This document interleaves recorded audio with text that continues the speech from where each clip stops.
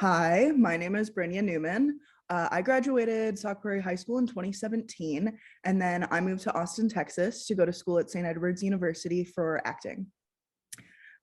Shortly after I arrived, maybe around my sophomore year of college, I decided that I didn't want to be an actor and I wanted to study writing and directing. So I changed my major to a general theater degree, and that's what I graduated with in December of 2021.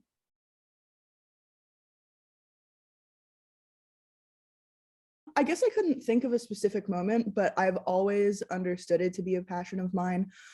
Even since I was very, very little, I loved to sing and dance. And, I was the little kid that put on shows in my house, and I made children's books with my friends when I was a kid. It's just kind of always been a part of my life.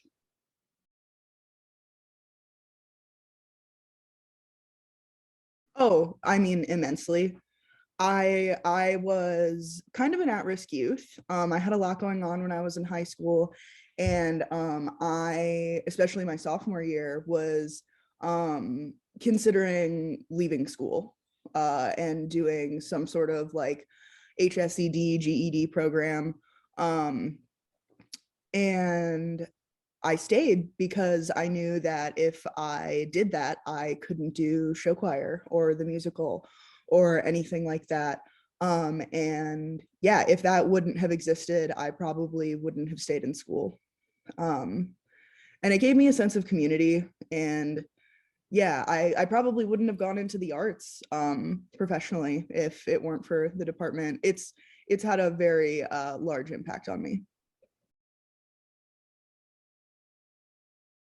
Well, I fell all the time.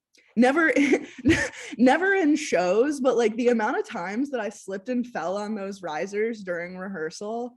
Oh my God, it was just terrible. And I like am prone to falling anyway. So of course I did, like on the slippery risers and the heels. I struggled a lot my freshman year of college. And into the beginning of my sophomore year, because I didn't know anyone where I was brand new. I was 1,200 miles away from home, and it was really scary. And I struggled a lot with the idea of getting a degree in an arts field because, is this practical? Am I spending this money so that way, I'll never get a job? And all of those things that you think about, especially people put in your head when you go to school for an arts field. Um, and so that was a huge struggle at one point. I didn't know what I was going to do. I thought I might be like a political science major or something ridiculous.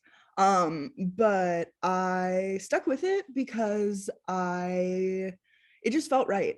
It didn't always feel like it was the right decision, but it never felt like wrong in my heart.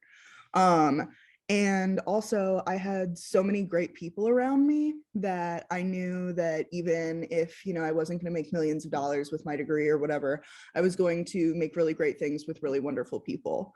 And that kept me on course. It's so important that if you do want to be a performer, to have another skill.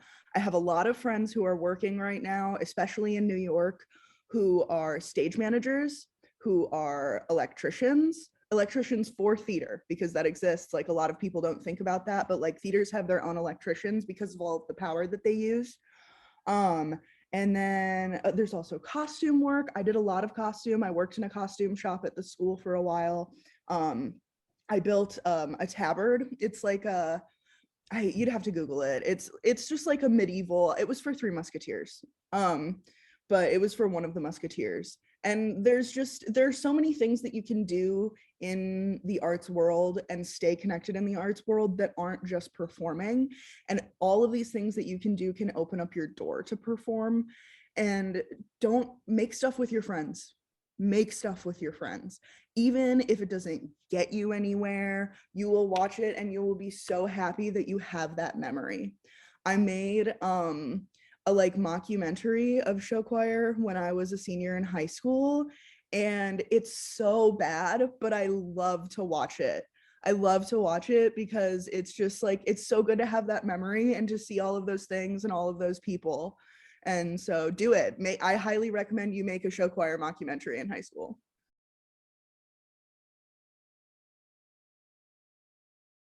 My mom has always believed in me, and she was a singer and she inspired me. Specifically, though, I remember being like, I don't know, probably 11 or 12, and seeing Rachel Butler in show choir. Uh, and the year that they did Chorus Line, she had a tap solo for like an entire number, and everything that she was in was amazing, but I specifically remember watching her and being like, I want to be like that. I have a lot of ideas. I have a large and vivid imagination. There are a lot of things that I would like to do. um, I'm currently a part of a writing group. It's an alumni writing group for my university.